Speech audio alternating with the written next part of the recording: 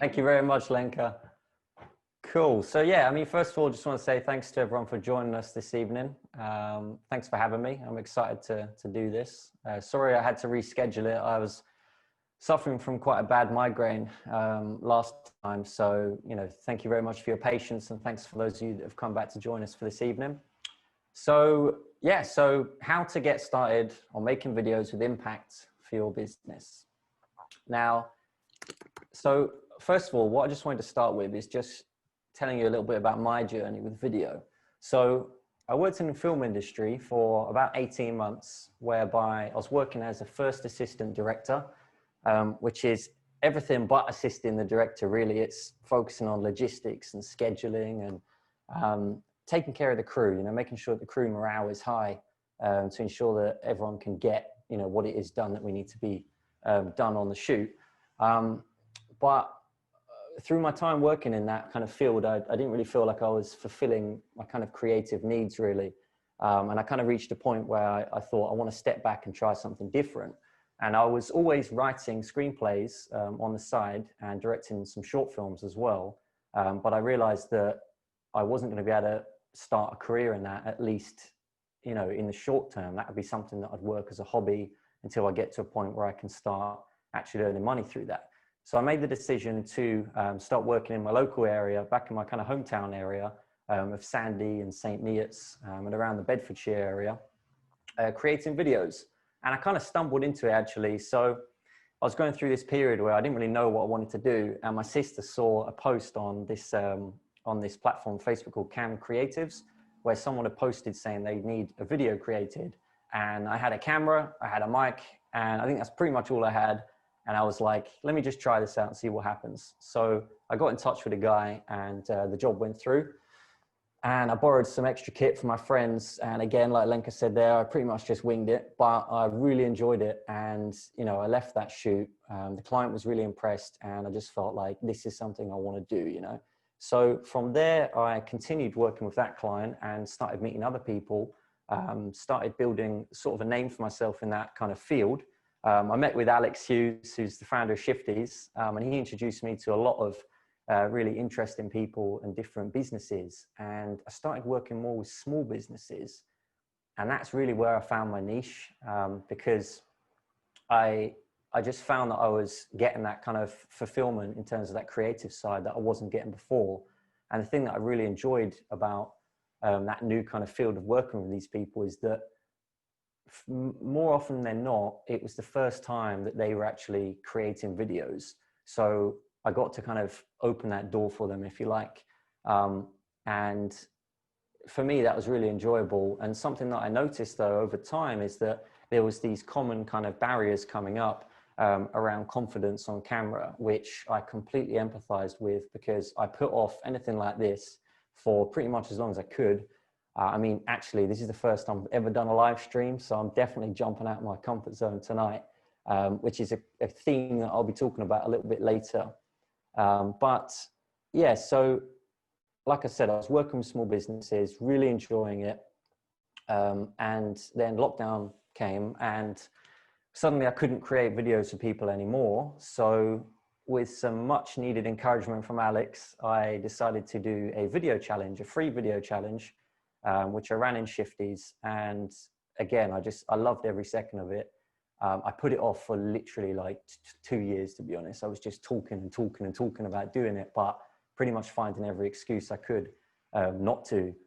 But I finally put myself out there, recorded a bunch of videos, and helped a lot of people. And that's when I realized that, there's a whole other area that I could be helping people, where it's not directly creating videos for them, but it's helping them kind of, making their own and helping ease them into that process and make them realize that actually creating videos isn't that hard, and it can be a lot of fun too. So it kind of became my mission to, break down those barriers that I mentioned earlier, and, get people excited about creating videos, really. So that more or less brings me to where I'm at the moment. I ran a second video challenge, and I am going to be gearing up for my third one at some point soon as well. Right now, my main priority is actually creating a web series for Shift Momentum. But as I say, I am kind of developing that next kind of video challenge at the moment, because it's definitely something I want to continue doing. So that is generally, that's, you know, in a nutshell, that's my journey in video. And I use the word journey because it really is a journey. It's not something that you can just pick up, you know, in an instant or overnight or even in a week or two. It's something that you need to work on. It's something that you need to develop over time. But it definitely, you know, gets easier. And as I say, you will reach a point where you are actually enjoying it. I never say practice makes perfect because there's no such thing, but practice makes you better. And that's definitely good enough. So that's that. Now, next up, we have here, why video? Okay, now, if you're joining us tonight, then I'm sure you already understand the power of video and what it can do for your business. But I'll get to the statistics. But firstly, I just want to talk about what it does just on a personal level and on a kind of a people-to-people level. So it enables you to share your message first and foremost, which is, you know, one of the most important things. And it enables you to do that with impact in a way that you're never going to get if you just, you know, putting posts out with written word, right? Being able to actually speak on camera in terms of communication, it's just far more effective. So it enables you to build strong connections. Now, one of the things that actually shocked me after the first video challenge I did, and just to give you some context, the way that plays out is that it's a 5-day thing, and each day, everyone that participates, all they've got to do is upload a very short video of around 1 minute, whereby they simply answer a question about themselves and their business. And at the end of this 5-day event, we all had a quick Zoom call where we all got to, you know, just kind of celebrate everything that everyone had achieved. And this was the first time we were actually speaking to each other. But the crazy thing is, we all felt like we knew each other really well. And that's, you know, the main point here is that if you put videos out into the world and use them for your business, then a byproduct of that, which I never really even comprehended when I started this, is that you're building a relationship with your audience. And then that means that before you even speak to them, they already feel like they know you. And that is immensely powerful. So next up, we've got that you can reach more people, of course, which, you know, is a given. Being able to use target advertisements now, sharing your content on social media, you're able to really share your message and ultimately through all of these, make more impact, which is, you know, what we're hoping to achieve through this session. So those are kind of the most important aspects to me. And then from there, of course, we've got some statistics here as well, in case that wasn't enough. So Facebook videos receive on average 135% more organic reach than a photo, which is a huge amount. That is a big number right there. And it's not to say that photos don't have a place. It's just that, like I said earlier, if you want to get your message across, the most effective way is 100% through video.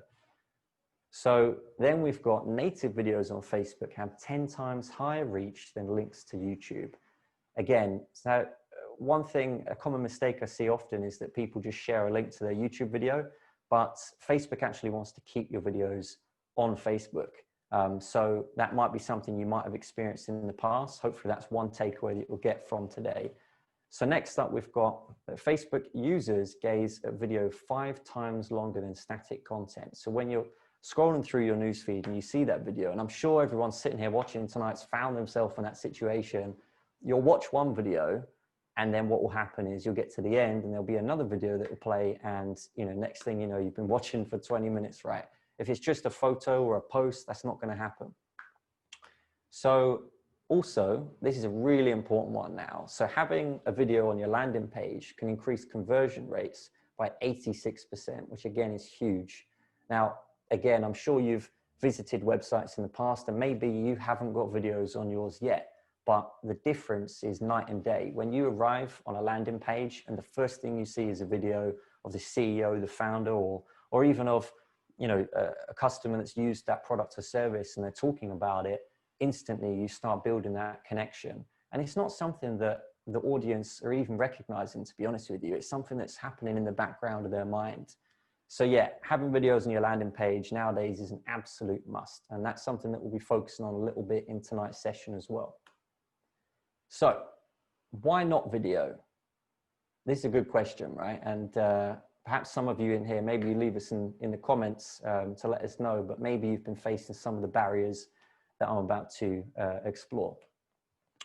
I don't have the confidence. Now, this is the biggest one, and I honestly can empathize. It's not easy. It doesn't come naturally to, I don't think it comes naturally to anyone. And if it does, then you're very lucky. Talking to a lens is weird, right? I mean, we're so used to speaking to people and having eye contact.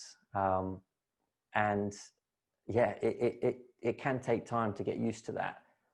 But I've actually found it can be quite therapeutic too, which again is something I'll talk about a little bit later. So confidence, number one main barrier that I've found through my time working with small business owners, and again, through the time that I spent doing these video challenges. Next up, I don't have the skill. Again, completely understandable. It can be so intimidating, the lights, the audio equipment, the cameras, all of this stuff, the editing, then what to do with the video. There's a lot to it, right? So it's completely understandable that people are scared, to be honest, just from the sheer aspect of, wow, I've got to learn all this stuff, and this then builds perfectly to the next point. I just don't have the time. And as we know, time is the most precious currency we have. So, here's my next point though, right? Is that once you learn this stuff, you'll find it doesn't actually take as much time as you think. And they are, lifelong skills, because yeah, sure, equipment is always getting upgraded. I mean, as soon as you buy a new camera, for me, for example, I got a few cameras, but as soon as you buy one, you leave the shop and now it's old tech, right? Because there's always new things coming out.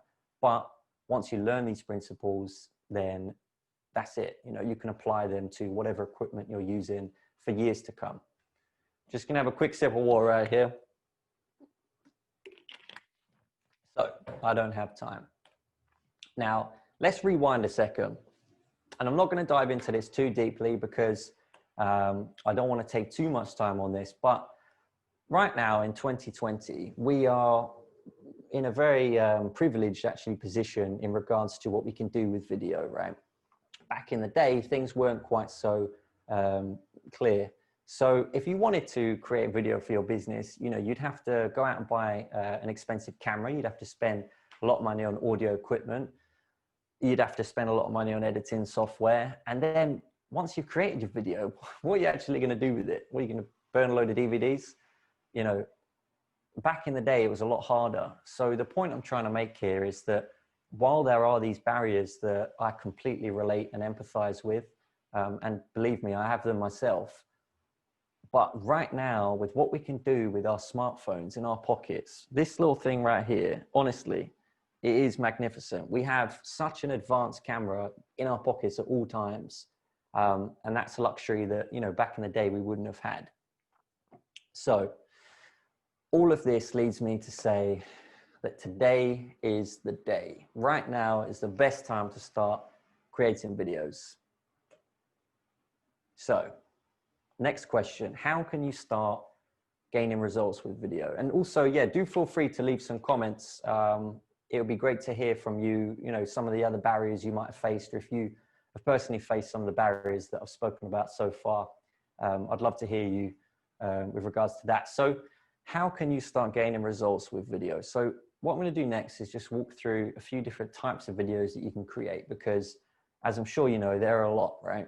And this is just a condensed list. There's so many different types, but I'm just going to focus on a few that I've produced myself in the past for clients that have done really well. So first up, we've got explainer videos. Now these are great for just getting your point across. These can, sit on landing pages, for example, generally around 60 to 90 seconds. They can be longer, that's not fixed, but as again, I'm sure you know that our attention span is just depleting. I think we have a lower attention span than a goldfish, which I think is like 4 seconds or something. So it's a little bit crazy. But yeah, an explainer video, for example, let's say that it's sitting on a landing page. That's the first thing the audience are going to see when they arrive. And it offers insight into what you have to offer, what your product or service is, and how you can help them, which is great because it's going to save you time. And at the same time, it's going to begin building a relationship with your audience without you actually having to have that conversation yet. Now, this means that when you do have the conversation, like I said earlier, they feel like they already know you a little bit. So like I said, it saves time. I'm sure you found yourself having to answer calls or emails. Emails is the killer for me. I've spent so much time in the past just writing emails, answering questions. And if you've got some of these explainer videos out there sitting on your website or maybe going out on social media, it's going to save you a lot of time. Also, like I said a little earlier, that if you've got one of these sitting on your landing page, that can increase your conversions by up to 86% too. So that's explainer videos, and these can really be anything from focusing on your product or service, focusing on how to actually use your product or service, and you know, various other things as well. So next up, we've got social media snippets. I think these are probably my favorite type of video to create. Typically, these are something that's been repurposed from another form of content. So if we take our explainer video, for example, let's say that we've got one of these sitting on our landing page, and that just simply walks the audience through the product or service you offer, and tells them a little bit about yourself, your why, your what, your how, those really important things. And now you want to pull out a few little social media snippets from that. So these typically are no more than 5 to 15 seconds, which I know it sounds crazy. Even a couple of years ago, to say that I'm going to create a 5-second video just sounded bonkers. But that's where we're at in terms of our attention spans. Also, the reason to why you want it between 5 to 15 seconds ideally is because this is the ideal length for running Facebook advertisements as well, meaning that, again, if you decided that you wanted to then launch one of your repurposed social snippets as an advertisement, it's already set up and optimized for that. So these are being used to hook our audience in. So again, let's say that we've got our explainer video and we want to run a little social media snippet that's going to hook our audience in and then drive them to that explainer video. And again, like I say, they're great for repurposing content. And again, this is probably the biggest benefit of doing that, is that it actually saves you time having to figure out what else to post.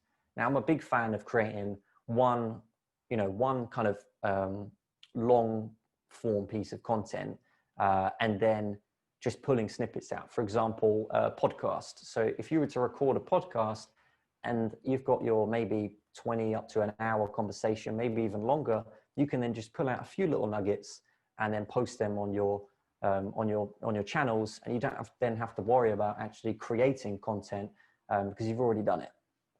So next up, we've got social media videos. Now, these are ranging anywhere from 5 to 60 seconds. It's just a general rule. It doesn't mean it's got to be fixed within there. But again, social media particularly, if you are trying to reach your audience there, then you know their attention span is so low, and you know, as they're scrolling through that kind of bottomless news feed, oftentimes they don't have that much time to dedicate. So around 5 to 60 seconds is probably best. These are great for just quickly sharing a story or an idea and connecting with your audience that way. Just recording on your phone, you know, and again, you can use them in the same way in that you can drive traffic elsewhere. And again, it's just creating that immediate connection with your audience. And, you know, you look at, for example, if you have an idea and, you know, you could write out a post, or you could post a photo, but again, it's taking the audience more time to then register that and sit there and read it versus you just coming in straight away. I've got this great idea that I really want to share with you. You know, you say that hooks them in versus just having to read the text. And that's ultimately it. When you're posting videos and social, it's really just about getting their attention as fast as you can. So that's that. Next up, we've got product or service videos. These are another one of my favorites. So if you are, for example, a commercial cleaning company and you've got a wide variety of cleaning services, then these are really great for those types and many others as well. That's just an example. Duration-wise, around 30 to 60 seconds is ideal. These can be posted on your landing page. They can be posted in socials, on Instagram highlights, anywhere really. But the great thing about these is, again, they're just answering questions before you get to speak to the client, which just means that you're saving time, you know, you're saving your team's time. And again, I'm going to keep saying this, is that it's then building that relationship with your customers before you've even actually spoke to them. So yeah, around 30 to 60 seconds, offering insight about the specific products or services you offer. For example, if I'm looking for a deep clean for a commercial property, then, you know, being able to just watch a quick video where it just summarizes what it is that you offer through that service, it's going to help me make a more informed decision.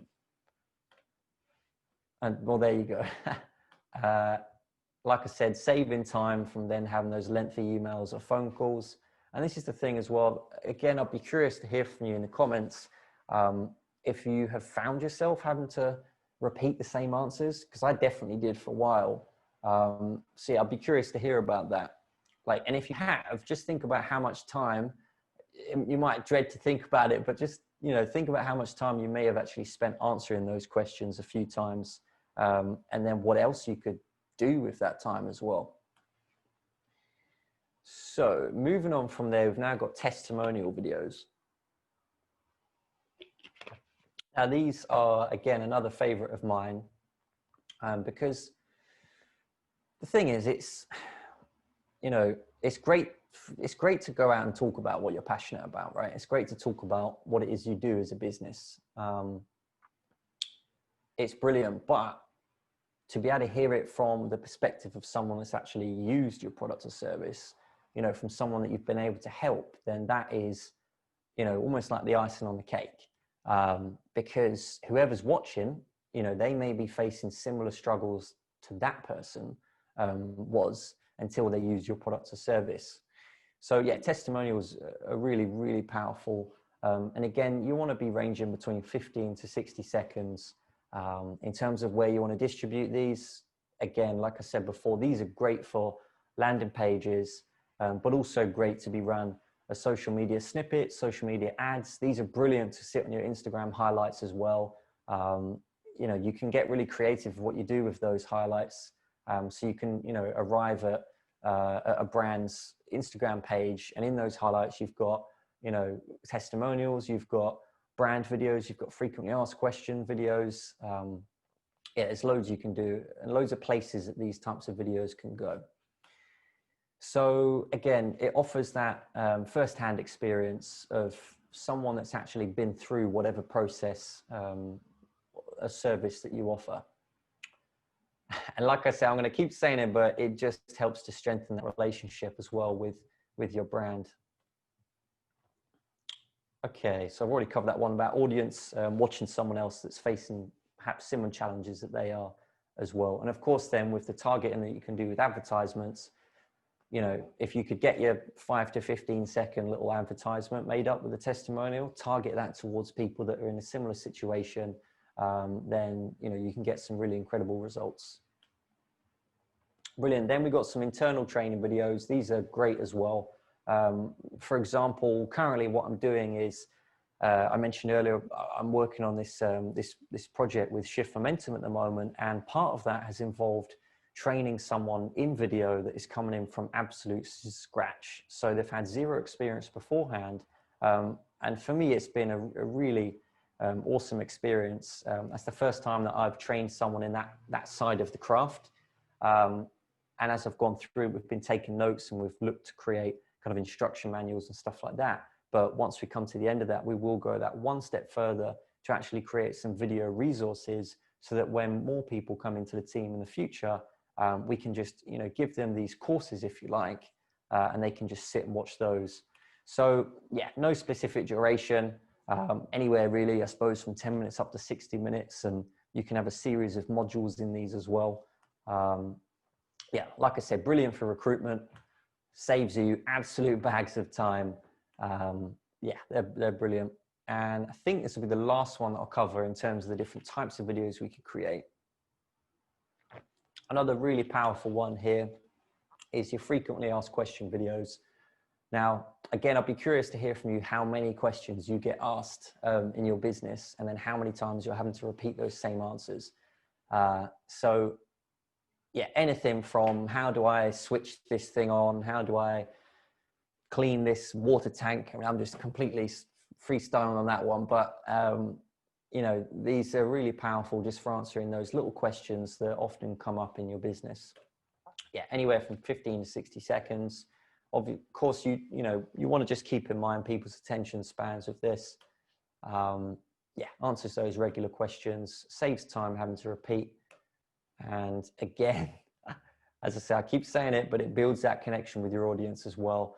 A great thing with the frequently asked question videos is that it is offering them value. I mean, all of these types of videos do, but with this one, it's that extra layer of value that you're offering your audience in terms of just helping them with whatever frequently asked question it may be. And this doesn't have to be something that comes after a sale. This can be stuff that's just educating your market beforehand to, again, help them make a more informed decision when they're looking to purchase. So that's all of the videos. I'm wondering, Lenka mentioned earlier, we might do some pauses here and there and maybe answer some questions. So I'm wondering if that might be a good time to do that. Lenka, if you want to let me know, otherwise I'm happy to crack on. I haven't seen a question yet. So if there anyone who has a question about this, like what types of video, what is the best for you, then let us know. I just thought when you were showing the stats in my browser, I remember that it used to be said that by 2020, 80% of all the online content will be video.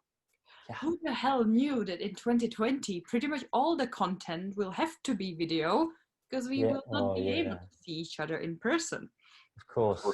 So there was a very interesting kind of a point that my brain just made to be, that it used to be for a long time, there was statistics and analytics showing how popular video is, reaching to the point of literally there's nothing else for us these days. And it really helps people, especially if they potentially can't come to your shop physically.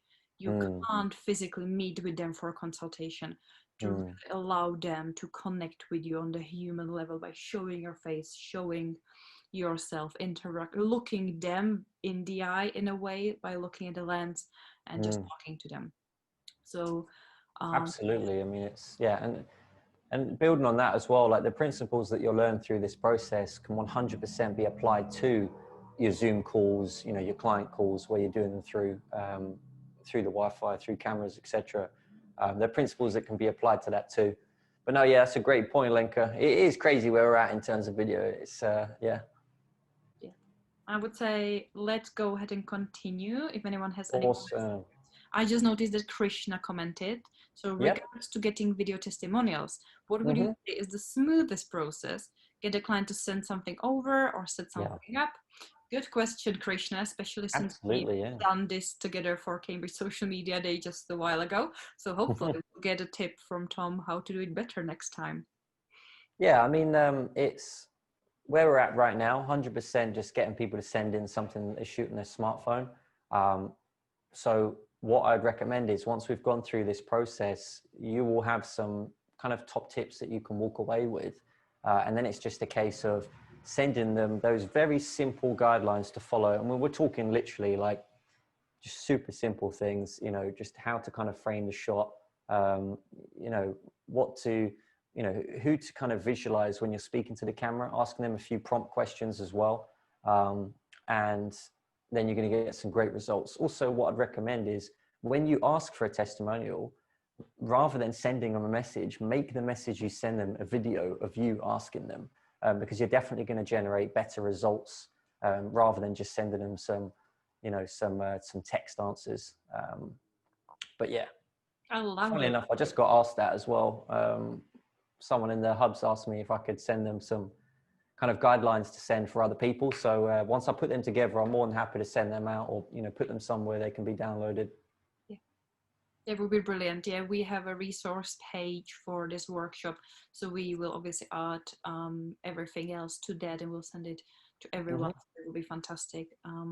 I just see another message from Anya, who's asking, as someone with no experience of creating videos and editing, what can I use at home to take videos and edit them? So I know we will get to editing. Yeah. Well, we'll get to it a little bit later, but essentially one of these right here, this is it, just your smartphone. There's so much you can do from a filming perspective and an editing perspective as well. And there's a few more extra bits of affordable kit that I'll be recommending a little later as well. But yeah, you don't need to worry about going out and buying a big expensive camera at all. You know, where technology is at the moment, you can do all of it in your phone. Yeah, and follow-up comment from Mm-hmm. Anya. She said she was recently asked to send in a short video by a recruiter for a role to send in alongside of her CV, which is a Mm-hmm. really good point. But these days, lots of companies require online interviews, and they require some videos and video Mm-hmm. of you kind of pitching yourself. So I think it's really mastering the basics of video. It's never been more important than today. Oh, So absolutely, let's get yeah. started. That's great. Just out of curiosity as well, when they ask you to send that in, do they give you any form of prompts or anything, any guidelines, anything like that, or do they just say, you know, this is what we need you to do? Go ahead and, you know. I'll just be curious to hear. But I'll carry on, and then maybe if you leave us a comment, then we could maybe come back to that a little later. Yeah. Awesome. Cool. So where to start? So I've gone through a few different examples of videos you could create.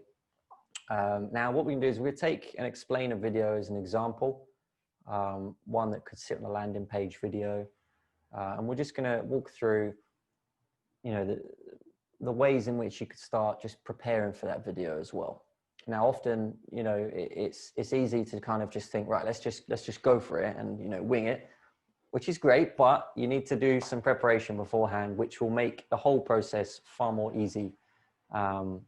So explain a video. So planning your video. These are the questions you need to be asking yourself. What am I trying to achieve? That is the most important one. Who am I trying to reach? So who's your target audience, and what specific, you know, area of target audience? You might have quite a broad range.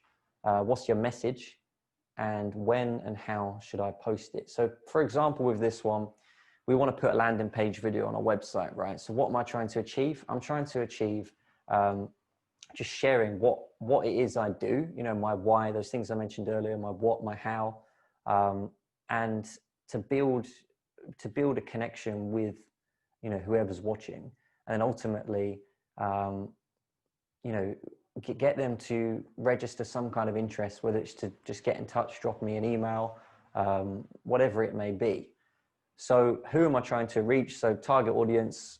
So if I just go for an example of, let's say that I am building a new online video coaching website, and I want this video to be here to say, you know, I want to help you through that video journey.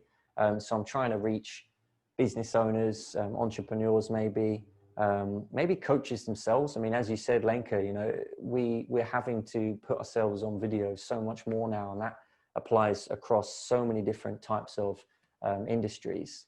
What's my message? Well, the core for me in this one would be, I think, my empathy for where you are at in your video journey, you know, as someone that may be looking to learn more, maybe to overcome some of those barriers. I suppose that's, for me so far, that's the thing that I've noticed has worked the best in terms of my messaging, is really that I'm an introvert, you know, I'm not really a people person. You know, of course I love people, but I also just love time to myself. I need time to kind of, you know, give myself a little reboot of energy sometimes. And I think, you know, that leads into the kind of barriers I've faced when it comes to speaking on camera in the past. Obviously, you've got that kind of thought of like, oh, this could be seen by hundreds or thousands of people kind of thing. So yeah, my message in this video would be that I understand where you're at, and I've been there, and I'm still kind of there at the moment, you know. I'm not a guru, just to kind of highlight here, like I don't know it all. I'm not saying this is how you should do it even. I'm saying this is what's worked for me, and it's what's worked for other people. So, you know, hopefully it will help. And then finally, when and how should I post it? Well, of course, like I said, landing page video, this one, so it'll be on a website. I'd shoot it in widescreen, because I've often found that's the best format for, you know, on websites. On Facebook, for example, you can have square, you can have portrait, and we'll talk a little bit about that later. And of course, in terms of posting, you could create some social snippets for that as well. So yeah, those are the core questions. What am I trying to achieve? Who am I trying to reach? What is my message? And when and how should I post it? So you really want to just give yourself some time to map that out. Just put some bullet points down, you know, speak to your partner or you know, some of your collaborators in your network, and maybe get some feedback. And then from there, you want to acknowledge that people only watch a third of a video on average. Okay, now let that sink in for a sec. Now, like I said about our attention spans, you know, they're going down and down. So it's really crucial that you get your main point across just straight away. So, like I said, put your key message across in the first third. So if you've got a 15-second video, that first 5 seconds has got to just be an absolute golden nugget hook to get them in, and to you know, get their attention. So some of the key points that you want to focus on when you're creating videos is to speak directly to your audience. So you want to be looking at that lens, and I'll talk a little bit about some ways in which you can make that feel a little bit more natural for yourself a little bit later. You want to keep it short and sweet in your videos, like I say, and it's easy to get lost in your head, right, of just overthinking things and, oh, I can't do this, and all these kind of voices that go around in your head. So you want to focus your attention away from yourself and more on the person you're trying to help. So when you record your video, you really just want to focus on who that target audience is and really, you know, narrow it down, give them a name, like, you know, create a whole persona about them. And that's definitely going to help. And then lastly, be yourself. It might be hard, you know, it might sound like it's hard, but you'll get there eventually as long as you keep practicing.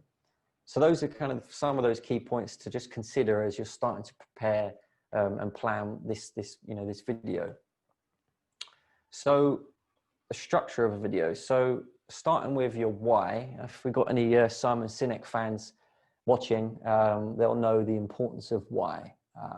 It's a lot of people go straight into what it is they do, but very, you know, and I suppose more people probably now, but it's great to start just with your why. Why is it that you're passionate about what you do? You know, what are your core values, your beliefs? Because ultimately that's the thing that's going to hook people in. That's the thing that's going to separate you from the other people. And, you know, again, going back to building that connection, people buy from people, right? So then talking about your how, you know, how is it you actually get to achieve what it is that you believe, you know, what it is that your mission is. And then from there, your what is it you actually do to provide that? And then finally ending with a call to action. I'd recommend pretty much always ending with a call to action, whatever type of video you create, even if it's a frequently asked question. And it could be as simple as saying, if you've got any other questions, feel free to check out our library of frequently asked. If you can't find what you're looking for, do feel free to drop us a message, a DM, etc., etc. Those are kind of the 4 key points that I always try to get across if I'm creating this explainer video anyway. And then, like I said, call to action is something I put on most videos anyway. So yeah, essentially, if you imagine you just land on a website for a company, you're looking in the market for, going back to commercial cleaning, for example, you watch this video that's there when you arrive, and you know, the first thing you get is the founder or the CEO, you know, talking about their core beliefs and why it is that they're doing what they're doing. That's going to really hook you in and start building that kind of connection. So next up, we've got the power of bullet points. Now, these have definitely saved my life a few times. I mentioned earlier about how it's easy to get wrapped up in your head, which I still do to this day. But when it comes to getting your message across, don't worry about writing a script. And we can talk about that later. But I've personally found the best way is to just write bullet points. And wherever your phone is, wherever you're filming, just put, you know, a piece of paper, a whiteboard, whatever it is, just get those key points across and just put them next to the camera so you can see them clearly. And, you know, that way you're not going to kind of get too wrapped up in what it is you're saying. Try and keep them as brief as you can, just simple. So moving on to how to record your video. I just want to open up if there's any potential questions that are coming up. If you just let me know, Lenka, and otherwise we'll dive straight in. There was one thing that was on my mind, one question, and that's how can I get more natural in front of a camera? Cool. Especially when it comes to recorded videos. I can do Mm. something like this when it's more of a conversation, it's Yeah. live, but Mhm. and there obviously are people, so I'm actually talking to you people. For me, it's similar to Yeah. standing on a stage. But That's it. when Yeah. I just place the phone and then I Mm. want to record something, I just go blank. Yeah. No, I totally understand that. Sure, it's interesting. For me, I'm the opposite. I actually find this more difficult for me to do than if it's just with a camera, because I always have that knowledge that I know I can edit things out, right? But no, it's a great question. It is something we're going to cover a bit more in depth later, but generally speaking, the key with this one is the number one sort of golden rule is to just practice. It's as simple as that. The more you do it, the more comfortable you'll feel. But like I say, we'll delve into that one a little bit later. So yes, so unless there's any others, then I'll crack on with this one. Go ahead. I can't see more. Awesome, wicked. So how to record your video? This is the meat right here, right? So this can sound a little bonkers. The flab rule. Okay, now bear with me. I'll explain. So I came up with this to be like a little mantra, right? And it consists of 4 elements that you can remember as every time you're setting up for a video. So we've got this little graphic right here. We can share this in the resources. So I created this just as a simple way to remember the core kind of things that you need to think about. So you've got framing, you've got lighting, you've got audio and background. As I said, for me, it really has become a mantra, and for other people that I've worked with as well. Just that when you are setting up, you haven't kind of got to worry about, oh God, what have I got to do? What have I got to do? You just take a breath, you think, right, framing, lighting, audio, background. That's it every time. Cool. So that's that. And let's start with framing. So how to frame your shot. What is framing? It's essentially just setting up the composition, setting up, where you're positioned in the frame, what can be seen in the background, etc. So here's a little hack, which is good if you find yourself in a situation where you don't have a tripod and for whatever reason you can't have a tripod. Maybe you've gone away somewhere, you want to shoot a sit down video. Maybe there's 2 of you, you want to get in the shot, and holding the phone just isn't quite suitable. You could try this method. It's surprisingly effective, actually. However, I do highly recommend everyone watching buys a tripod. They're super cheap now. You can get them off Amazon, and they will definitely help you out immensely. Now, why do you want a tripod? It's fine holding your phone, but you're going to find yourself in situations where maybe you're creating more of a longer form video, and simply just holding your phone up is going to make your arm ache. Also, it's going to be a lot more static if you keep it on a tripod. It's just one less thing for you to worry about as well, knowing that that's set up over there and you can just focus on delivering your message. I'm in the process of creating an up-to-date resource list of equipment, which I'll share into this group as soon as possible as well. So you can go ahead and buy some stuff if you don't already own some of these items. So that's a tripod. Now, portrait versus landscape. This is a question I get a lot of the time. And the short answer is, it's really up to you. I personally shoot in landscape. The reason being that for me, it gives you more opportunity to repurpose content further down the line.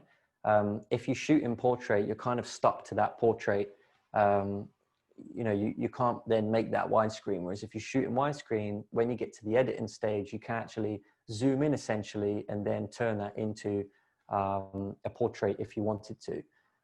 However, if I'm filming just Instagram highlights and stories, IGTV videos, etc., then shooting on portrait is absolutely fine. If it's something that I'm just very quickly going to do, or even sometimes Facebook videos, but for more like landing page videos, frequently asked questions, etc., for me, I'd always lean towards widescreen. Also, I've got that kind of filmmaking background. So for me, shooting videos in portrait, I don't think I'm ever going to get quite used to it. But yeah, just here's a quick example of what I mean. Like if you shoot in widescreen, you can still zoom in and then get either a square or a full portrait framed shot, which you can do in the editing stage.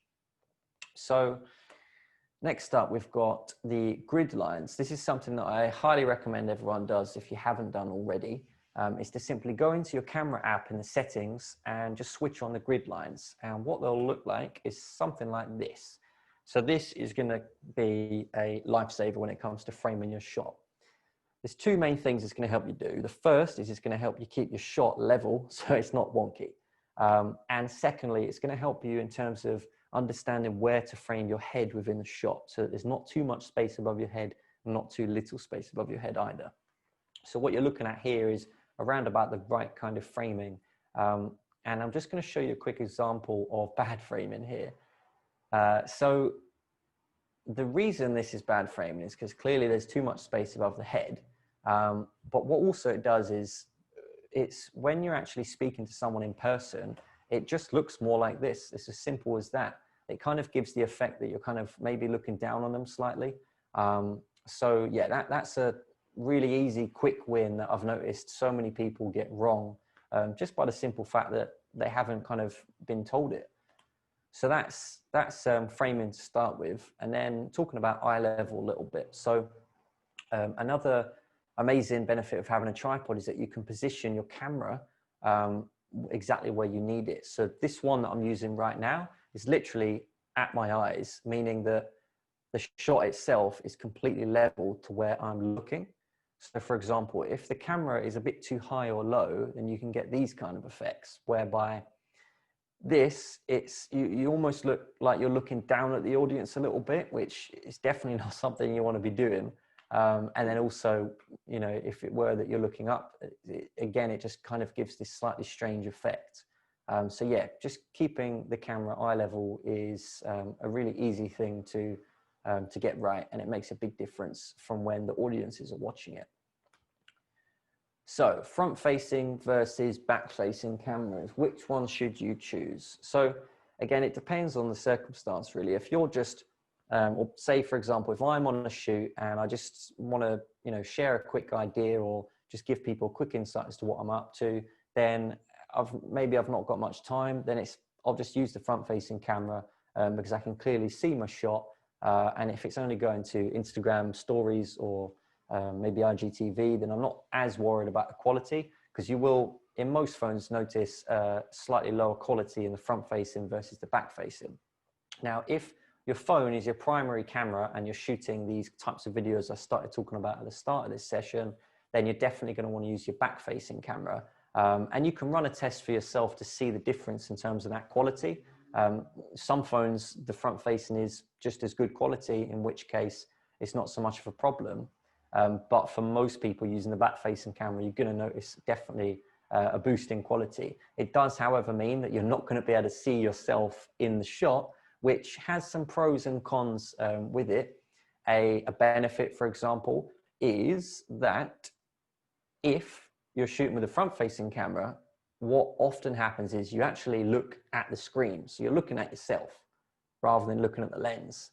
And if you can see on this shot, in fact, you probably can't see it as well with this I've got in the presentation. If I do this for a second, right, so something I want to talk to you about today is why I like producing videos. And the reason being that anyway, so you get the idea. When you're looking away from the lens, it just feels slightly off. It feels like you're not really having a conversation with the audience.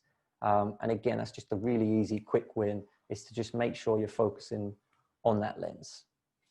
So next up, we've gone through framing. Now we're moving on to lighting. Now I'm just going to run through a few simple options that you've got here. Now, if you don't have a budget to spend on any lights, then just face a window. It's as simple as that. If you're shooting indoors, just make sure that you're near some lights. If it's in the middle of if it's in the evening, then just switch your house lights on. But what you don't want to do is face away from the window, because then you're going to get this kind of silhouette kind of effect, which definitely isn't that great. Again, it's an easy fix, but it is something I see often. And I think this goes back to what I said earlier about it's easy to just be like, oh, let's just record a video and go, which is great because, you know, speed to market, and it's great to just to kind of follow like an idea you have and just kind of follow that inspiration. But the more you can start to internalize these flab tips, then you know you're going to stop kind of making those errors, and in turn make better videos. So yeah, if you've got no budget for lights, then just make sure you're facing a window, or you're using some house lights, and it's pretty much as simple as that. But as I say, yeah, so same applies when you're outside. You know, if you're out and it's a nice sunny day, just make sure you're facing the sun rather than away, because you'll get the same kind of effect of that kind of silhouette kind of feeling, which isn't so great.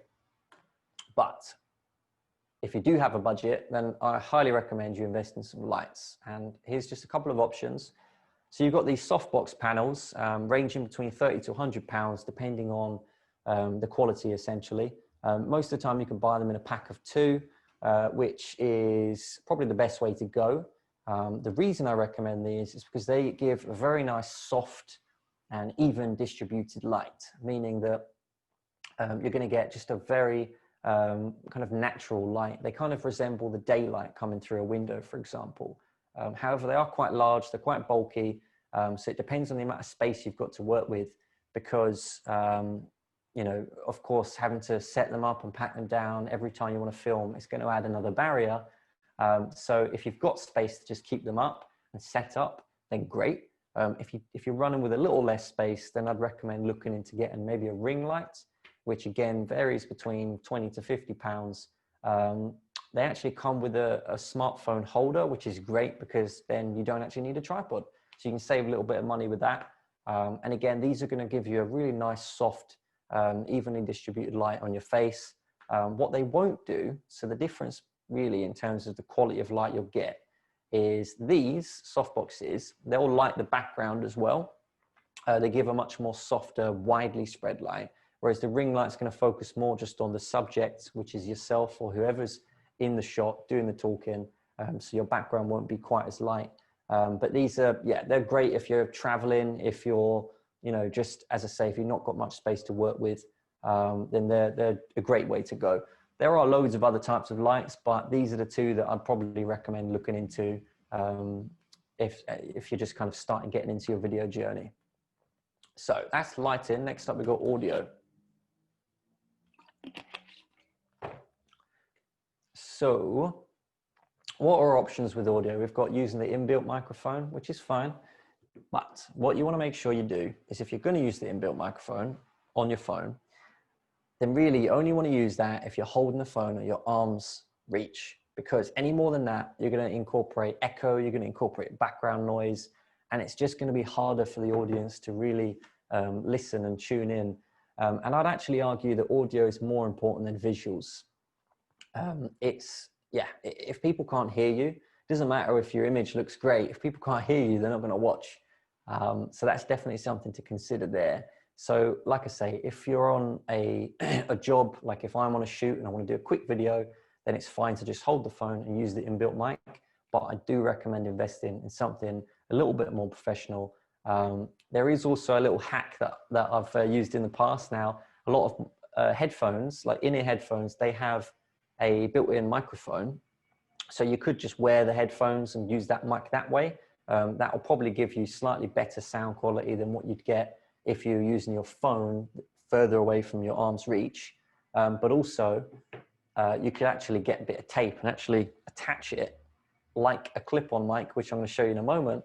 And you can get a similar kind of effect that if you were using a clip-on mic.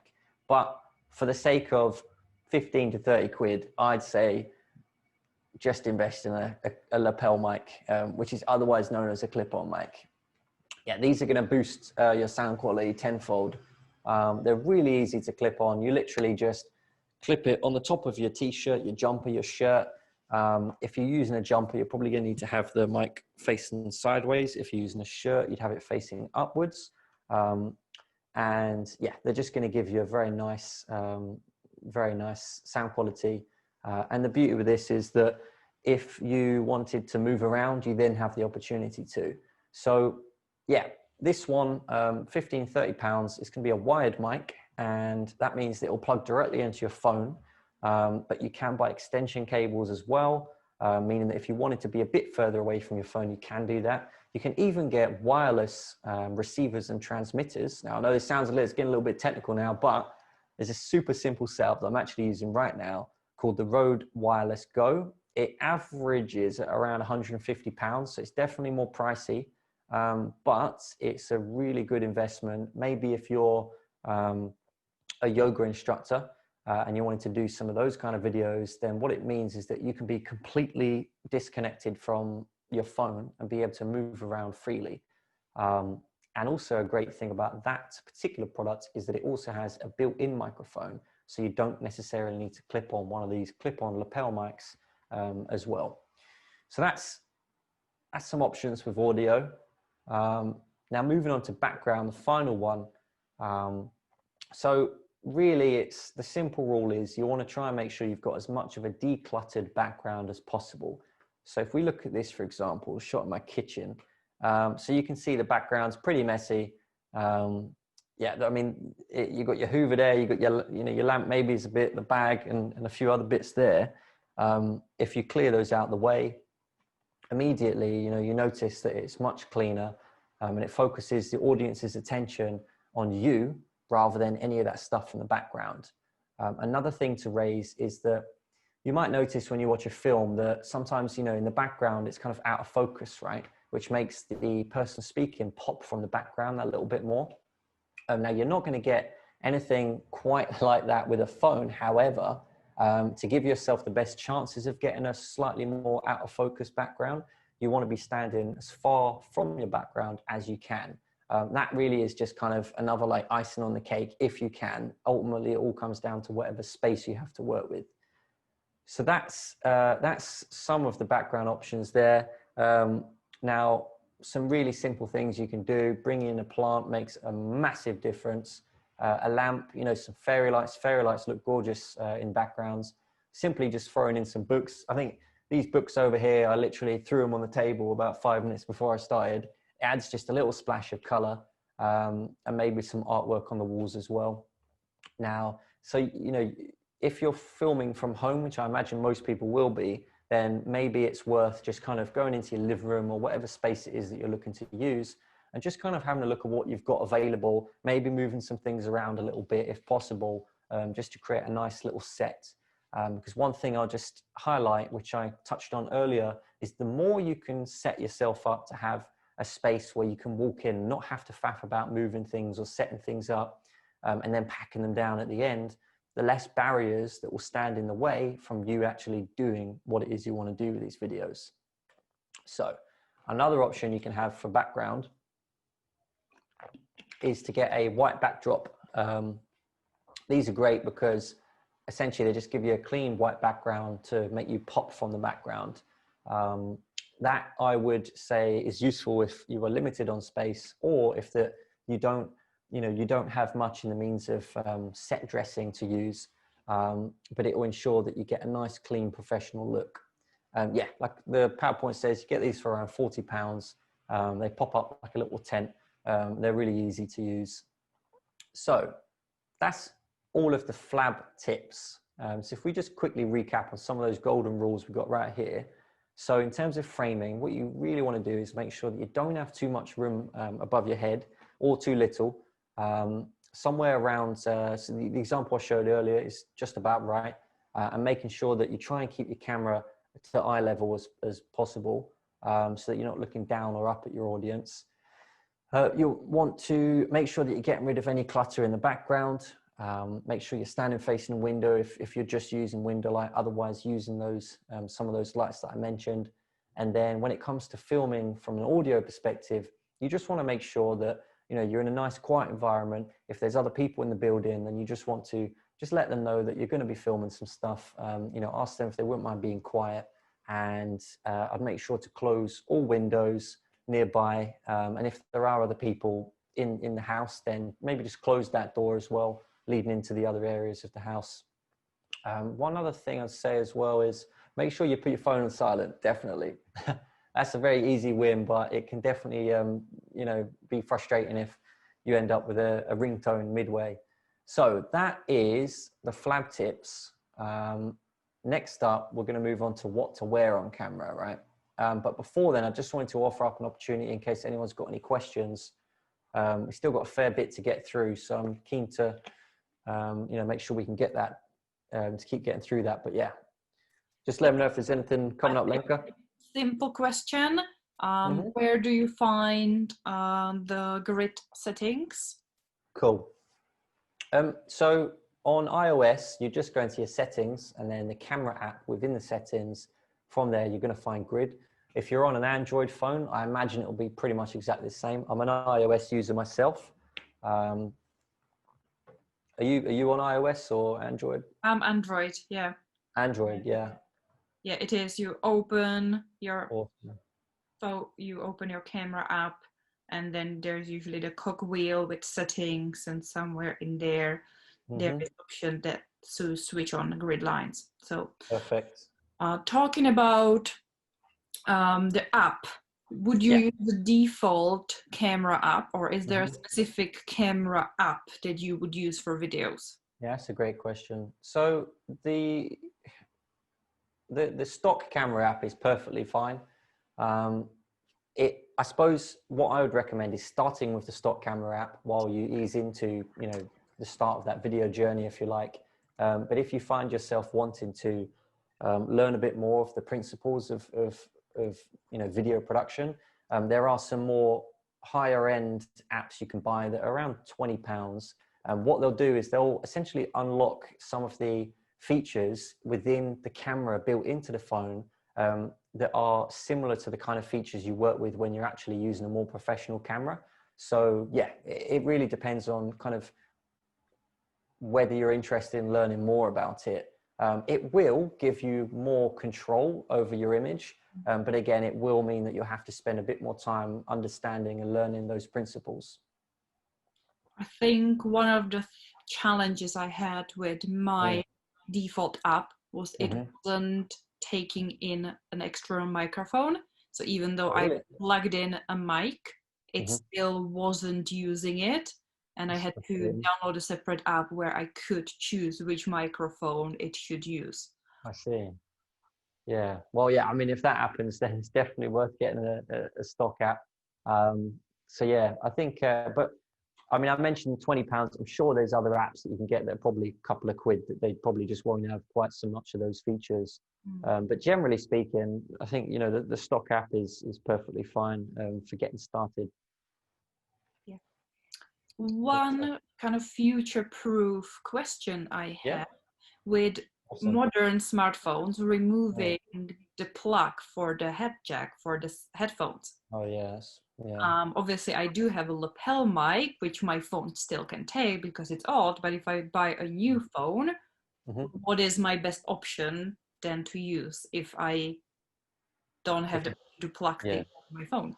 Sure. So yeah, I mean, I've got an iPhone XS, for example, and they removed the headphone jack of that. I don't know why they thought it was a good idea, to be honest, but you can just buy an adapter that will just turn the charging port into just a regular headphone port, and then you can use that with any lapel mic. Okay, that's good to know. Thanks. Oh, no worries. I think you're good with the questions for now, so you can continue. Awesome. Sweet. So moving on to what to wear, something that you probably haven't considered, but it is worth taking into consideration as you're preparing to create videos. So these are a little bit more pastel than I wanted to find. I was looking for something a little bit more neutral, but generally the key kind of point is you want to go for just sort of solid, warm, neutral colors, nothing too bright, because essentially you don't want to take the attention away from you. So if I just fast forward a sec to this, right? I can see I've actually spelt clothing incorrectly. My apologies. So if we look at these, you've got this bright red, you've got the stripes, you've got the black, you've got the white, right? So the reasons why you wouldn't want to use red is because it's quite bright, and again, it takes the attention off of yourself. Same thing with stripes. I've noticed actually wearing like striped shirts or anything with like some intricate patterns on, pinstripe, that actually can have some funny effects on the camera as well, which again can take the audience's attention away from you slightly. The reason to why I would recommend not wearing solid black though is because it absorbs light. So it reduces the kind of texture in the clothing. And again, the reasons why I'd recommend not wearing solid white is because it bounces light. Again, sometimes it can take the audience's attention away from yourself a little bit. So yeah, just sticking to solid neutral colors is the best. It's, again, this one is kind of the icing on the cake. This, you know, it's entirely up to you if you want to look into that or not. But I just wanted to include it. So moving on, we've got confidence on camera. I'm sure this is the part that a lot of you, you know, been excited to hear a little bit about. So I'm going to start with some warm-up tips. And, you know, going back to what I was saying earlier, that, you know, I'm an introvert, and I totally empathize with that kind of difficulty and that challenge when it comes to confidence on camera. These are some things that I've found work for me. Stand in front of a mirror and pull funny faces. I know it sounds bonkers, but it just takes you out of your head a little bit. You know, let's say you got 2 minutes or 5 minutes till you can roll that camera, right? And start recording. And you're sitting there thinking, right, what am I going to say? Well, I've got to remember this, and I've got to, you know, all these things are flowing through your head. If you just take a moment, you know, go over, literally pull some funny faces. Like I said, I know it sounds crazy, but it will take you out of that kind of overthinking phase. And again, spending 5 minutes just doing some breathing exercises. This is probably the most helpful thing. It's worked with my clients, both in video production, where I've produced videos for them, and also in where I've helped kind of coach them to make videos themselves. Honestly, just even counting like 10 seconds worth of breaths, just closing your eyes, inhale 1, exhale 2, and just counting up to 10. That's been an absolute lifesaver for me. And then another kind of fun one, which again is a little bit silly, is just shaking out. Literally just shake your body out, you know, kind of, you know, get rid of that, any of that kind of tension that you might have. And, you know, scrunching your face, again, it just relaxes the muscles in your face. Those are some warm-up tips that I've found and my clients have found work well. From there, we've got another really, really important point. So let's say you've planned your video, you know what your message is, you know, you've got your bullet points. Now you're at that point where you're staring at the lens, right? And you're just staring at it. It's like, well, what is this thing? You know, it's not a person. It doesn't feel natural. For me as well with this, because I'm shooting on one of my cameras that I shoot, you know, professional videos with, and the lens is like this big. So it's even more kind of, at least with smartphones, it's this tiny little, I think it's slightly easier with smartphones. But what I would recommend doing is really focusing on your audience here.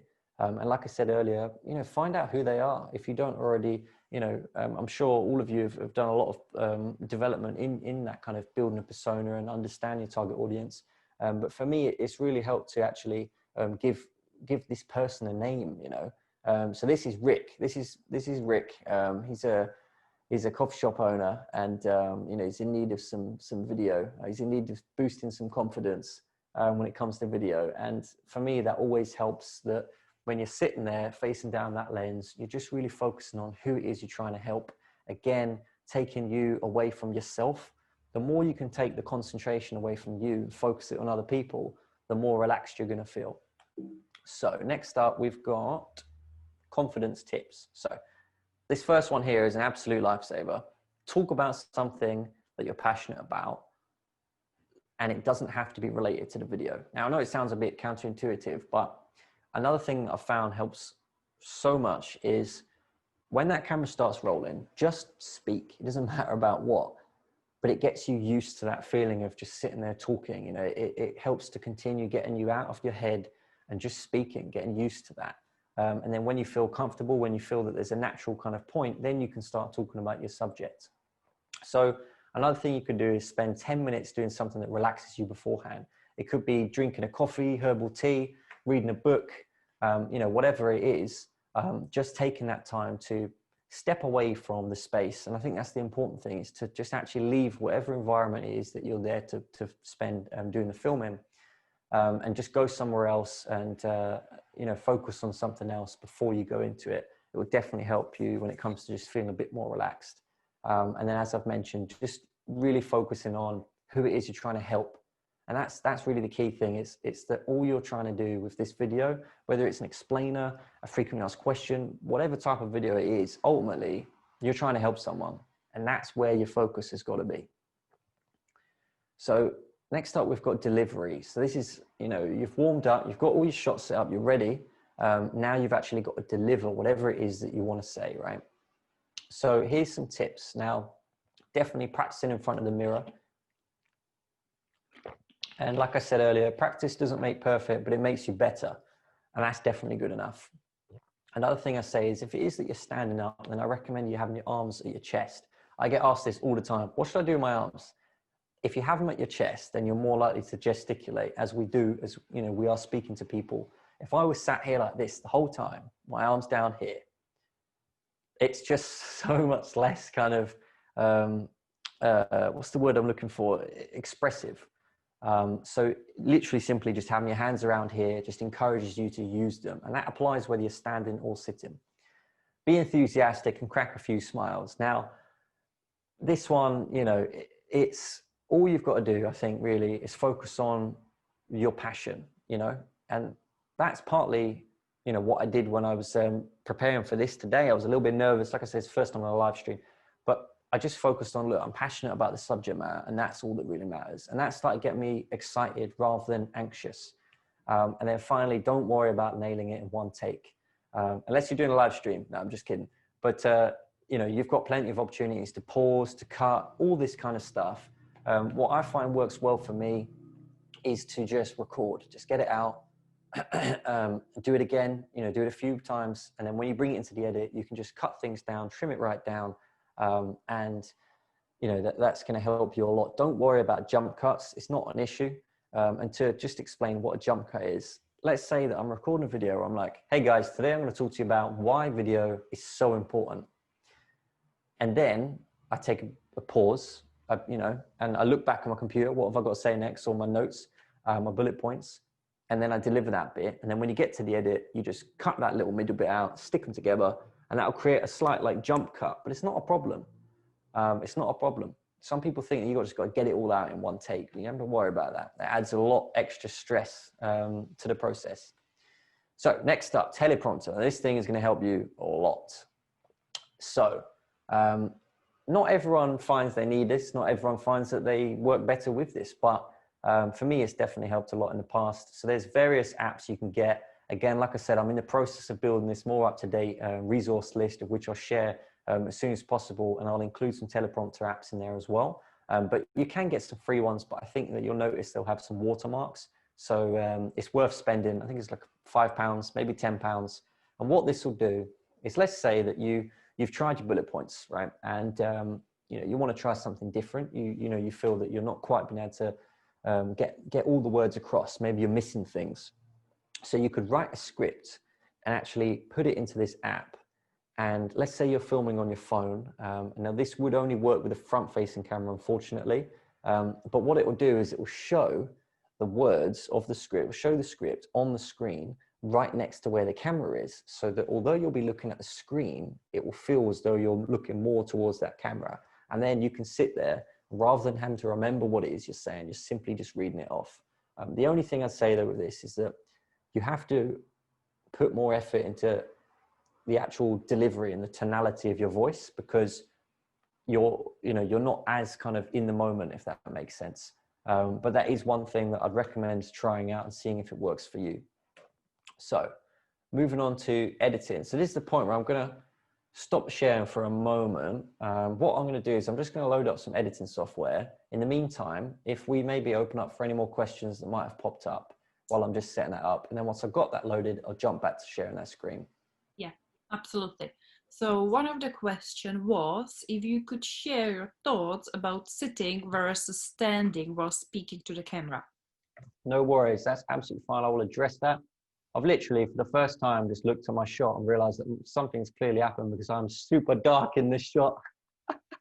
This is the opposite of what you want, people. I'll tell you what, bear with me for 2 moments. Sorry, you're gonna have to repeat that question. It was sitting or standing, right? Figure out your lights. I will give people a minute to ask their questions if they have any. Krishna said that she's heard that clapping helps.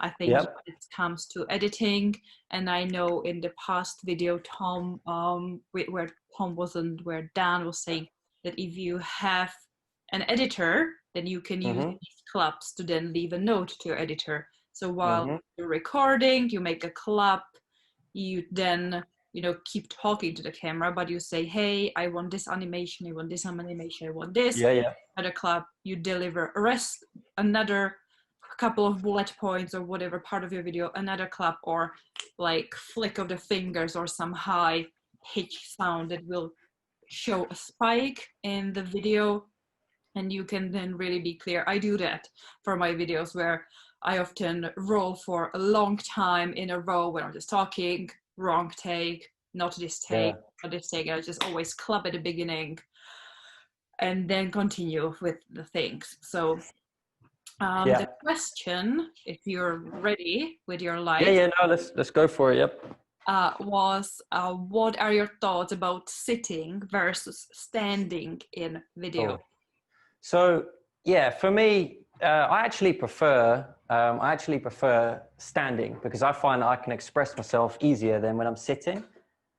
That's just me though. I think when I'm sitting down, I feel like it's just, I don't know, I suppose I just feel a little less comfortable. I like to move around a little bit. So yeah, that's just me though. But I'd say just try both, just practice with both, see what works for you, and go from there really. That's probably what I'd say to that.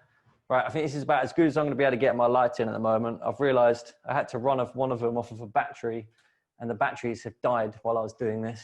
Well, as long as you were sharing your screen, we only saw a tiny little video of you anyway. There you go. We were focusing on your slides. We right, have another question, which is, cool. What are your thoughts on 360 cameras? Do you know what? I don't have much thought on them because I haven't really got any experience using them, so I can't really help with that one too much. But what I will say is I am interested in looking into them. Once I've had some time to do that and formed an opinion, I will come back and answer that question. They're pretty awesome though. I mean, they're pretty incredible, right? It's pretty phenomenal that that's something that actually exists. So yeah. Cool. Was there any other questions? Because I've just We're good. got this. Good? Okay, brilliant. So I'm just going to load up some editing software real quick and I'm just going to walk you through some like super simple aspects. And then we'll crack on with the presentation. So 2 moments. For some reason it's not coming up on my shared screen. Let's have a little look. What have I got here? Whiteboard.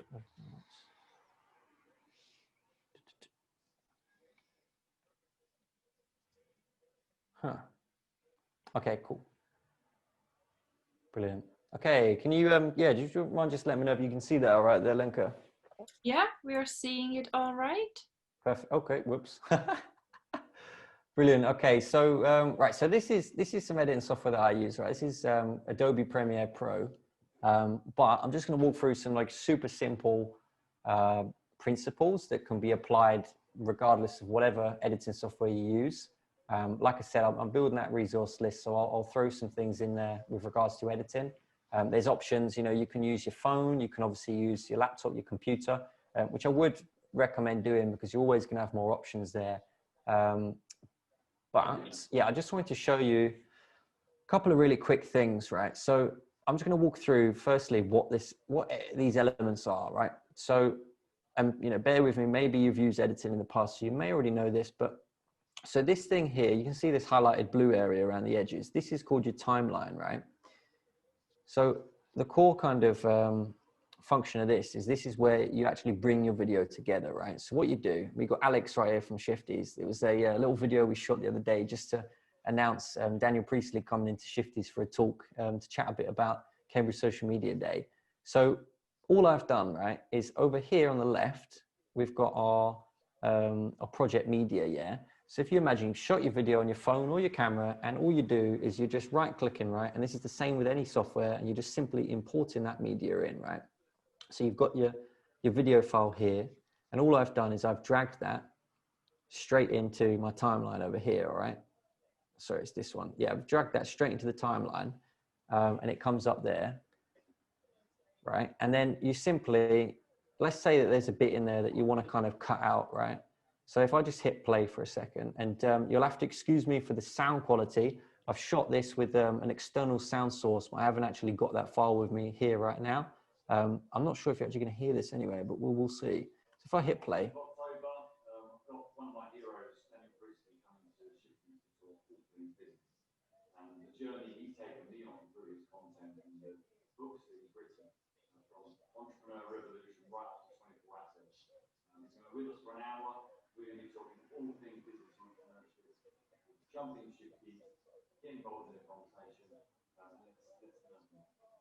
So Alex has delivered this pretty damn well. There isn't actually much in there that I'd look to cut, to be honest with you. I think it's actually fine the way it is. But let's just say, for example, right over here, there was a quick I don't know if you caught it. So you can see it this right here. So all I'm doing is I'm essentially expanding this video file clip, right? So that I can see it in a more kind of expanded view, right? And if I push this down, again, this is the same principles that all editing software has this kind of stuff. All this is doing is enabling me to see the audio track a little easier. And I can tell just by looking at this is where he says, yeah? Okay. Now, one thing that you're probably going to experience as you're making your first videos is that you're going to notice as you're watching back that you probably say quite a lot. And that's something that we just do naturally to fill the silences in our sentences. It is incredibly hard to cut that out, but a byproduct of creating regular videos is you will become more aware of it. And over time, you'll actually find you'll start cutting that out, which makes you a better communicator. So now I wouldn't actually cut this out, but just for the example of showing you right now how you can, I just wanted to walk you through it. Now, if it were that there was quite a long pause and then he said, and then maybe another pause, then that's when you'd be more inclined to actually choose to cut that. But essentially, just to show you how simple this is, all you'd do is you'd come over and you'd use this thing here, right? It's called a razor tool. Again, all editing softwares have the similar kind of tools. And you'd literally just click over the area that you want to start the cut. You drag this over to the area where you want to cut the second half, and all you do is click on it, delete it, and then bring this over here. And it's as simple as that. So if you imagine for a moment that this clip on the left is the first, the first kind of bullet point, if you like, that you wanted to cover, and this bit on the second half is the second bullet point where you've then taken a moment to look at your notes and you want to cut that bit out, that's as simple as it is, done. You can then add some audio effects, which again, all editing software will have this, where all you simply do is you highlight the two clips that you want to add the effects to. And the reason we're adding this effect is it's just a simple fade to help the audio transition into the next bit of audio. So there isn't any hard cuts. And all you do is you really just go over to your effects and you just add in this thing here. It's called constant power. It may have a different name on various other editing softwares, but essentially it's the same thing. It's a fade. All it's going to do is fade the audio from one clip to another, and it's as simple as that. You see how I'm just dragging that out? You can just choose how long you want that fade or how short you want that fade. Really simple. I'm going to make it really short like that, and that's served its purpose. So I just wanted to show you as well a couple of extra simple things. So let's say that this is our final edited video, right? And now we want to add some music, okay? I'll talk to you a bit about music if we get time, or what I could do is add some resources of where you can get music in the list that I mentioned earlier. But all you literally do is you drag that track from your project media into this track here with the sequences and the timeline, and then you've got it right there. It's as simple as that. Again, now what you'd want to do is, in this instance, this music track is very loud, so I just need to reduce the volume of it. This wouldn't always be the case. I'll just quickly reduce that volume. And now if I were to play it, you got some music in the background there. Again, you have to forgive me for the audio. I've not got that extra audio file recorded with me at the moment. Otherwise, it would be a lot clearer. So yeah, that's adding in some music. Again, just like I added the fade with the video track, you can add a fade in at the start so it can fade in. Again, you can choose how long you want that to be. And you can add a fade at the end so it can fade out as well. Now, I just wanted to show you a couple of other really quick things. So let's say that on the front end, you wanted to add a bit of text just to establish maybe what it is that, in fact, actually, we'll add the text at the end. So if we want to add a little bit of text over here, just to show you how simple it really is, you literally, again, this will be the same universal principles for all editing software. You click on this little sort of text symbol here, and you drag a little box over where you've got this kind of preview window, and you just simply type. So let's just say, Cambridge Social Media Day 2020, you know, and maybe you could just add underneath tickets available now, right? And then I'm just going to make it a little bit larger. Over here on the left here, this is essentially your where you control text or any transitions or effects you put in. And you can simply see here, you've got this 100 icon. This is the text size. You see if I hover over there, it says font size. You can just make that font a little bit bigger. Just like in Word or Google Docs, you've got these areas where you can choose where it's centered. We'll put it in the middle. There you go, that's great. And then maybe we'll just move it down slightly. And to do that, you go into this area here, it says motion controls, and you just bring it down a little bit. And again, like I say, all of these principles will apply to other editing softwares. What I'd recommend doing off the back of this is just simply going on YouTube, and I can add some links into this resource list I mentioned. And you'll notice as you're watching some little YouTube guidelines on other editing softwares that you'll see, oh, okay, I remember that from what Tom was looking at. So we've got this bit of text here, and then I've just got the Shift Momentum logo here, which maybe I'll just add at the end. So again, just like I brought the music in, just like I brought the video in, you simply drag it into the timeline and drop it in. Now you'll notice, because the Shift Momentum logo is dark blue color, currently it's against a white background, all I do, right, is I'd bring it up slightly, so there's space below it. I'd then go into my project media where you've got all of the footage and your files, etc. And all I would do is right click and add a new item, right? Which would be a color matte. Again, you're going to have this on all editing software, super simple. And it will be, one thing I probably forgot to highlight is this is the software I use. So it's, you know, it's what professionals use. So it's probably, it probably looks slightly more intimidating than what you'd get if you were to use something that's more of a consumer or a prosumer level. So anyway, I've got this color matte that I've brought in. I just want to choose a color. Let's say we want to make it white. You hit OK. You give it a name. We'll just leave it as color matte for this. And you simply, look, just drag it in like you did with everything else. And now you've got a nice white background. And just like you did with the audio, you can add in a video fade as well. Really simply, just by going to video transitions, dissolve, adding in what's called a cross dissolve, which I imagine will probably be named that in whatever editing software it might be that you choose to use. And if I add these little dissolves in, you can see that from here, when it plays, you can see it just fades nicely into that logo at the end there. So yeah, that's just a few really super simple principles. It can definitely be intimidating, but you know, try not to let it you know, seem too overcomplicated. It really is quite simple stuff. You know, you just put your video in, cut out the things you might not want, and then you bring in some text if you want, bring in some logos if you want to, and then add in, you know, some music again if you want to. Like I said, I'll mention some resources in this list that I create. So what I'm going to do now is I'm going to close this one down. I'm just going to stop sharing for just a moment. I'm going to close this and come over to back. Oh, sorry, I've gone on to the wrong page. And we'll come back. Figure out your things. There was one question that you might cover or might be relevant here. Sure thing. About subtitles, captions. Yes, absolutely. Yeah, we'll definitely cover that. Yeah, that's coming up actually. Awesome. So yeah, I think that's might not be on the next slide, but it's coming up very soon. Here we go. So packaging your video. So you've prepared, you've shot, you've edited, you've now got your finished video.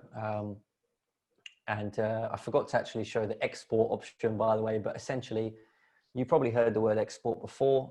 If you haven't, what it is it's just creating that final video file. So once you're happy with your edit, you simply hit the export button, and that's going to create that into the final video file. So now moving on to packaging. So this is a video that I shot for my sister a while back. I'm sure she won't mind me putting this in here.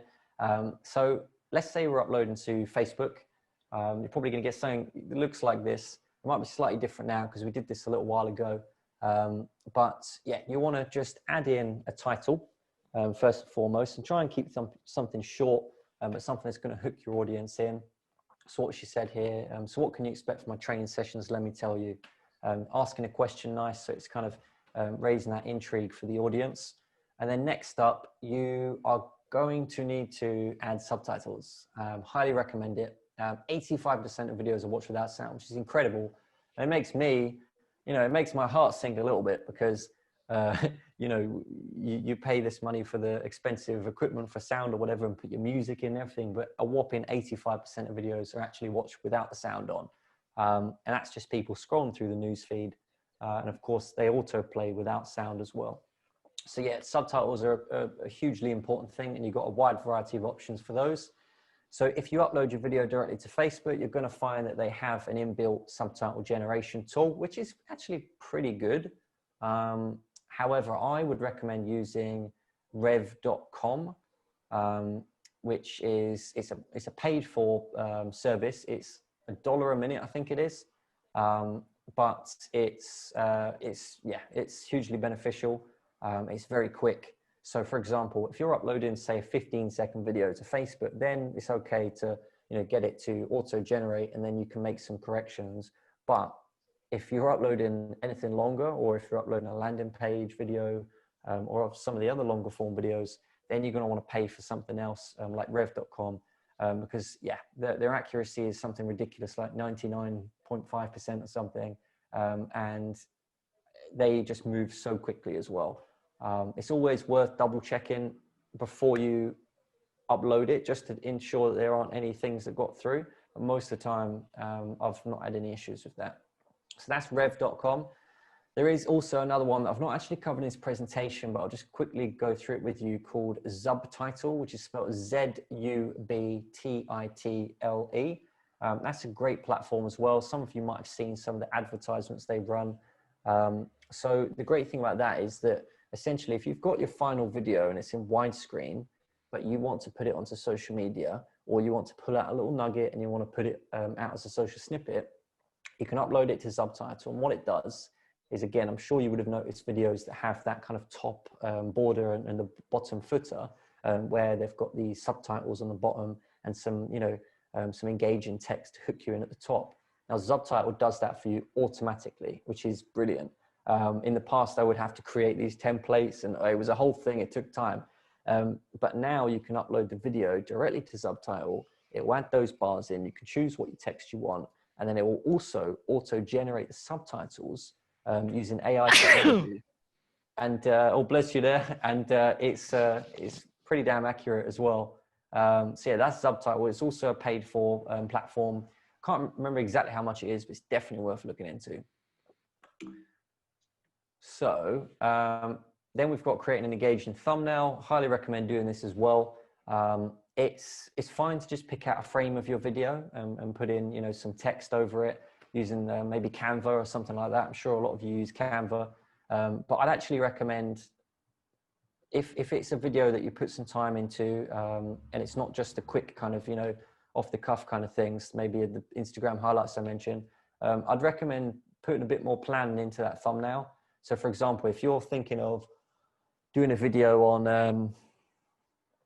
on why someone should get involved in video, from my perspective, or here's a better one, of the do's and don'ts of video creation, I could have a thumbnail that's got, on the left side, you've got the things you shouldn't do and what it will look like if you don't, maybe what videos would look like if you didn't follow the flab tips. And then on the left, I've got the difference when you do follow them. Again, that's something the audience are going to see, and they're going to see that and be like, that's interesting, that's going to hook their attention. And that would be more impactful than if I just pulled out a little frame from the video itself. So adding keywords is really important as well. That's just going to help, boost your chances of getting higher up in your algorithm, showing up in more places. And that's just really simple. Just, pretty much anything related to your video or the target audience you're trying to reach. From there, adding in a call to action. I mentioned earlier about pretty much just adding one of those in whatever video you do. It's worth doing. It can be really simple. It could be more targeted. It's crazy the difference you'll see if you don't add a call to action.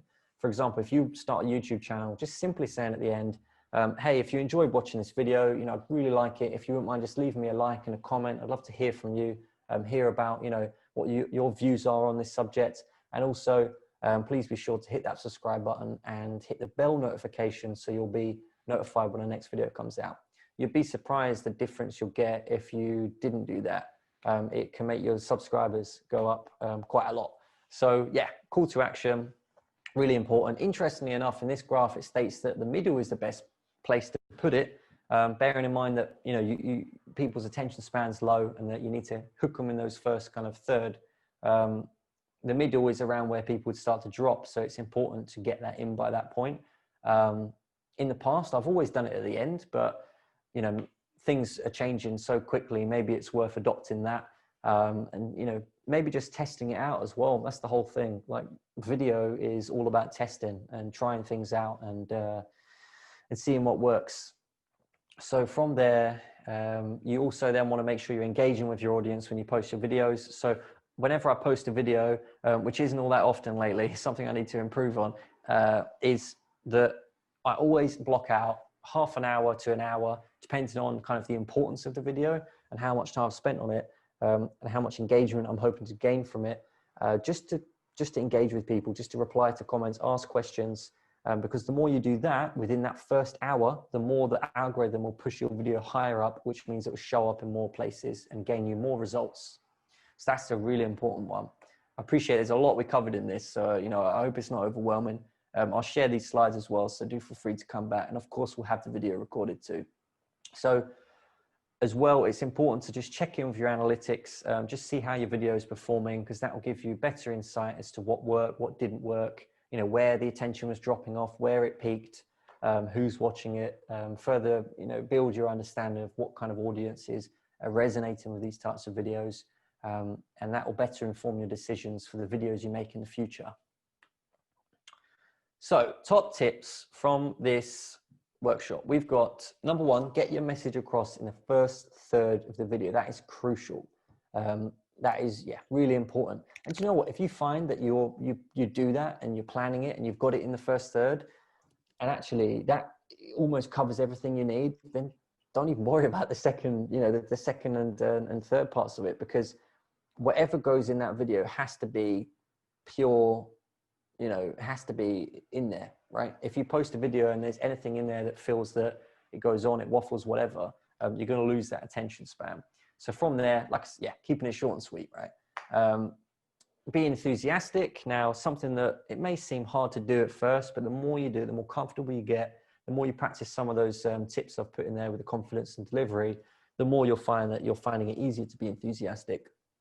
And the mantra, framing, lighting, audio, background, which I realize now that's actually the wrong way around in that, but there we go. Framing, lighting, audio, background. Yeah, just keep saying it, you know, setting up a shot. What have I got to do? Framing, lighting, audio, background. Makes it simple. Plan, super important. You know, yes, there is such a thing as planning too much. You have to surrender yourself to the moment. You have to just put your plan away and just do it. But if you've gone through that process, then you'll find yourself far more prepared in the moment when you're filming.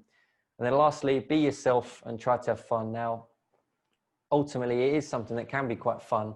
Yeah, those first few times are going to be difficult, but once you've got into the swing of it, and this is the thing, when you actually put your video out and you see that it's getting engagement, you see that people resonate with it, and most importantly, you see that it's making a positive impact, that's where the fun comes. You know, that's when you're going to get that little, like, you know, that giddy feeling. You're going to get that little kind of boost of, wow, like, I want to do that again.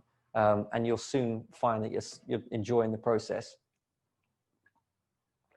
Also, let me just check. I think this might be the end of it. Right, that's the end of the presentation anyway. But if I just stop sharing that and then go to the main speaker view. So one thing that I've not really covered in this, right, is the act of actually doing this, like, with people. It makes a huge difference. So what I'd actually recommend is that if you take all of these things that I've suggested on board and go out and implement them, and, you know, try recording your videos, but find an accountability partner. That's what I'd recommend. Maybe it's someone that sat through this workshop with you. Maybe it's someone in the Cambridge social media meetup group. just to help give you that motivation, because I've sat through so many of these myself of all different subjects, and I've left and I've been like, okay, that's great. I've got it, you know, wicked. Let's go. Let's go. I'm inspired. I'm motivated. Let's go. Okay, let me just do this thing. I'll get it done and then I'll get back to it. Or, oh, you know, I need to, all this task has come up, but I'll get back to that afterwards. And then I find next thing you know, a week's passed, you know, a month's passed, and you don't do it right. Whereas if you've got someone that's in the same situation as you, that's the same stage of their video journey, you know, just steering you, you know, giving you that oh, you know, did you get that thing done? Oh, let's get it done by this week. Seeing them get it done will make you feel that extra level of motivation to do it yourself. Also, I've got like a little challenge that I'll set you as well, to go and do next is I'd recommend the videos you create next, keeping it super simple and following these subjects. So I'd do a video where you simply introduce yourself and just talk a little bit about what it is you do, right? And don't worry about putting it out anywhere, but just record it so it's there. The second one I'd do is I would talk about your why. Why is it you do what you do? You know, why do you exist as a business? What is it you hope to achieve? What are your core values? That kind of stuff. Thirdly, I'd talk about a situation whereby you've been able to help someone. And it doesn't have to be in your business. It can just be anything in general through life. Just, you know, cast your mind back to where you've really been able to help someone, and just talk about it. And there's no duration, there's no limit in this. You can talk for as long as you like. Thirdly, I'll talk about maybe a frequently asked question that you get as your business. It could be anything. Just simply answer it in a question. In a video. And then finally, I would do another one whereby I would talk about what it is you hope to achieve. What it is you hope to achieve through your video journey. Just talk about that a little bit on camera as well.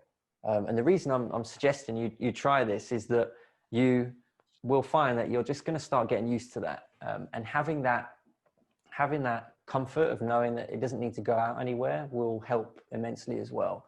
So it's all too easy to take this information on board and say, right, let's just go, let's do it. It's going to go out. I'm going to record a video. It's going to go out. That's a lot of pressure if you haven't done that before.